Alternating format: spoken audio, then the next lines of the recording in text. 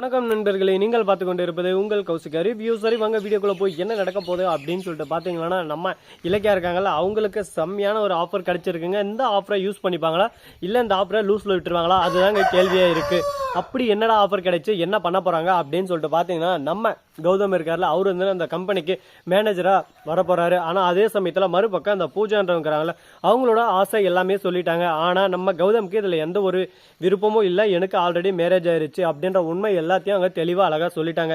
இதை கேட்ட பிறகும் இவங்க ஒரு பக்கம் தான் முடிவுலேருந்து நான் தான் விலக மாட்டேன் அப்படின்னு சொல்லிட்டு ஒரு பக்கம் உறுதியாக இருக்காங்க. அதே சமயத்தில் மறுபக்கம் இலக்கியா பேச்சும் சரி எல்லாமே நல்லா தான் இருக்குது. இலக்கியா கிட்ட போய் எல்லாமே ஒரு பக்கம் க்ளோஸாக பேச ஆரம்பிக்கிறாங்க. இந்த விஷயத்தை பேசலாமா மானாவா அப்படின்னு சொல்லிட்டு தயக்கம் பூஜாக்குள்ளவே வருது. ஏன்னா நார்மல் காதல் விஷயமா இருந்தால் இவங்க ஓப்பனாக சொல்லிடலாம். ஆனால் அதே சமயத்தில் இது காதல் விஷயம் அல்ல, இது வந்து இன்னொருத்தரோட வீட்டுக்காரரை நான் காதலிக்கிறேன் அப்படின்னு சொல்லிட்டு சொல்ல முடியுமா? அது சொன்னால் கரெக்டாகவும் இருக்காது, அதை பேசவும் வேண்டாம் அப்படின்னு சொல்லிட்டு அதே செகண்டில் அதை விட்டுறாங்க.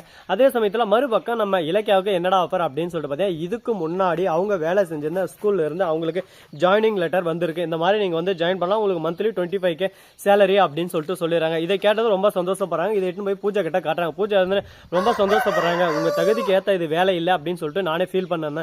உங்களுக்கு அங்கங்கே வேலைக்கு பார்க்கலாம்னு சொல்லிட்டு நானும் ரெஃபர் பண்ணதாக இருந்தேன். அதே சமயத்தில் இதுவும் நான் பண்ணது தான், உங்களுக்கு வந்திருக்கிறத நினச்சி நான் ரொம்ப சந்தோஷப்படுறேன். ஆனால் ஒரு சிலர் இருக்காங்க, இந்த விஷயத்தை எங்கிட்ட சொல்லாமல் அவங்க அதை கிடைச்ச உடனே நம்ம லக்குக்கு வந்துருச்சுன்னு சொல்லிட்டு எடுத்துன்னு ஓடிடுவாங்க.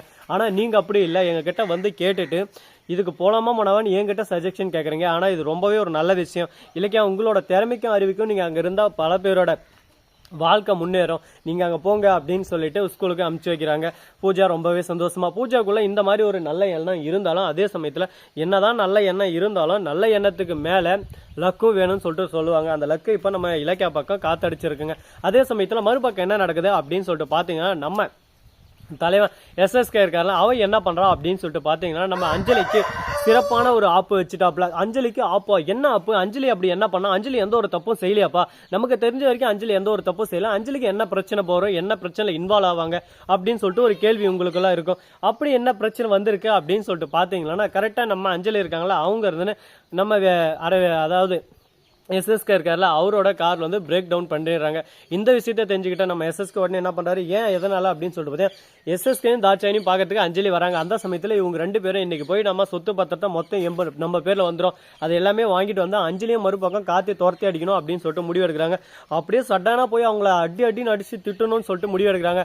அப்படி அஞ்சலிக்கு கார்த்திக் இந்த விஷயம் தெரிஞ்சு நம்மள ஏதாவது பண்ணா நம்ம கிட்ட தான் அடியாட்கள் இருக்காங்க, அடிச்சு ஓரம் போட்டு தூக்கி போட்டு யாரு என்னன்னு சொல்லிட்டு கேட்க நாதில நாயங்க, அவங்களுக்கு என்ன அவ்வளோ இது சீனு அப்படின்னு சொல்லிட்டு நம்ம SSK பேசுறாரு. ஓ இப்போ நம்ம போனோம்னா நம்ம கதையும் அதுதான் அப்படின்னு சொல்லிட்டு போய் வெளியே போய் பிரேக் இதை கட் பண்ணி விட்டுறாங்க. அதை CCTV வந்து பார்த்தா நம்ம SSK உஷாராயிராரு. உடனே நம்ம சந்திரகாந்தாவுக்கு ஆல்ரெடி கம்ப்ளைண்ட் பாஸ் பண்ணிடுறாங்க. அந்த கார்ல இவங்க போல டிரைவரை மட்டும் அனுப்பிச்சு, அது ஒரு ஆக்சிடென்ட் ஆயிருது. இதெல்லாம் நாங்கள் போயிருந்து எங்களுக்கு எதனா இருந்தால் நாங்கள் என்ன பண்ண முடியும் அப்படின்னு சொல்லிட்டு அந்த CCTV பார்த்து கேட்குறாங்க. உடனே பார்க்கணுமே, பேசவும் முடியாமல் பேசக்கூடிய இடத்துல இல்லாமல் ஒரு பக்கம் நம்ம அஞ்சலி இருந்து அவங்க வாயில என்னென்ன வருமோ எல்லாத்தையும் சொல்றாங்க, கதையாக விடுறாங்க. அஞ்சலி இதை பாருங்க, CCTV கேமரா நீங்கள் பண்ணதுக்கான ஆதாரம் எல்லாமே இங்கே அழகா எவிடன்ஸா இருக்கு அப்படின்ற உண்மையை சொல்லிட்டாங்க. இதுக்கப்புறம் ஒன்றும் பண்ண முடியாது, நீங்கள் வந்து மாட்டிக்கினாரு ஒருத்தர் அந்த மாதிரி நீங்கள் மாட்டியாச்சு. இதுக்கப்புறம் உங்களால் தப்பிக்க முடியாது, தப்பிக்கிறதுக்கு வேற வழியும் இல்லை. அதனால மாட்டினத்தை ஒத்துக்கிட்டு நீங்களா வந்து சரண்டர் ஆகிட்டா ரொம்ப சந்தோஷமான விஷயம். அப்படி இல்லை முடியாது, நான் இப்படி பண்ண மாட்டேன் அப்படி பண்ண மாட்டேன் அப்படின்னு சொல்லிட்டு உங்களோட இதை நீங்கள் வந்து இங்கே ரொம்ப ஓவரா ஆக்டிங் பண்ணுங்கன்னா அடுத்த செகண்ட் என்ன ஆகும்னு உங்களுக்கே தெரியும். கார்த்தி ஒரு பக்கம் இருந்து எங்கள் செல்வாக்கு நாங்கள் எங்கே இருக்கு ஃபோன் பண்ணுறோம் அப்படின்னு சொல்லிட்டு, எப்பா கார்த்தி டேய் இனிமேல் உன் செல்வாக்குன்றதே இல்லைப்பா, இது மொத்த செல்வாக்கு என்னோடது, நான் தான் இதோட ராஜா, என் மனைவி தான் இதோட ராணி அப்படின்னு சொல்லிட்டு SSK ஒரு பக்கம் காலில் தூக்கி விட்டுன்னு சொல்றாரு. என்ன SSK கூடவே இருந்து குளிப்பறிப்பாங்கன்னு சொல்லிட்டு கேள்விப்பட்டிருக்கோம், ஆனால் கூடவே இருந்து நீ கும்மி அடிச்சுட்டு பார்த்தியா, இது ரொம்பவே தவறு SSK அப்படின்னு சொல்லிட்டு சொல்ல உடனே பார்க்கணுமே, டே எதிரா தவறு, நீ உன்னோட அண்ணன் அவனை துரத்தி விட்டு அவன் சொத்தை மொத்தத்தை நீ சுருட்டி வச்சணும், அவன் கஷ்டப்பட்டு உழைச்சி இந்த சாம்ராஜ்யத்தை உருவாக்கணும், நீ என்னடா பண்ண இந்த சாம்ராஜ்யத்துக்காசரம் ஒரு செங்கலான எடுத்து வச்சிருக்க, நிறைய காசு நஷ்டம் தான் பண்ணியிருக்க, ஒரு பிஸ்னஸ் என்னன்னு சொல்லிட்டு உனக்கு சுத்தமாக தெரியாது, நீ இருந்துன்னு எல்லாருக்கிட்டையும் சண்டை போட்டுன்னு எல்லாருக்கிட்டையும் ஒரு பக்கம் வாக்குவாதம் வாங்கின்னு பிரச்சனை பண்ணிருக்க, உன் நிலைமை உனக்கு தெரியலையா அப்படி இப்படின்னு சொல்லிட்டு ஒரு பக்கம் கேட்க ஆரம்பிக்கிறாங்க. இதனால மனசு உடஞ்சு போயிட்டு ஒரு பக்கம் பேச முடியாமல் அப்படியே சும்மா திக்கு திணறாங்க. ஒரு பக்கம் நான் பண்ண தப்பு தான், என்னை மன்னிச்சிருங்க அப்படின்ற சூழ்நிலை தள்ளப்பட்டு இருக்காங்க. இதுக்கப்புறம் என்ன பண்ண போறாங்க ஏது பண்ண போறாங்க அப்படின்னு சொல்லிட்டு பார்த்தீங்கன்னா, இதுக்கப்புறம் தாங்க பிரச்சனை ஆரம்ப போகுது. இந்த பிரச்சனையோட ஆரம்ப காலம் எங்க போய் முடிய போகுது, எதில் போய் முடிய போகுதுன்னு சொல்லிட்டு தெரியலைங்க.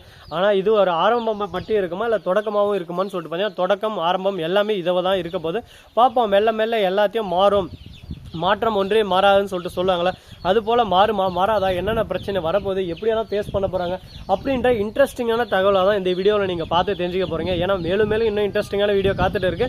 இந்த வீடியோ உங்களுக்கு பிடிச்சிருந்தா லைக் பண்ணுங்கள், கமெண்ட் பண்ணுங்கள், ஷேர் பண்ணுங்கள், டிண்டிங் பெல்லை தட்டி விட்டு போங்க. அப்போ தான் நாம போகிற அடுத்தடுத்த வீடியோ உங்களுக்கு உடனுக்குடன் நோட்டிஃபிகேஷனில் வந்து கொண்டே இருக்கும். மிக்க நன்றி, தேங்க்ஸ் ஃபார் வாட்சிங், டாடா, see you, நன்றி, வணக்கம், வந்தனம், வருக தருக.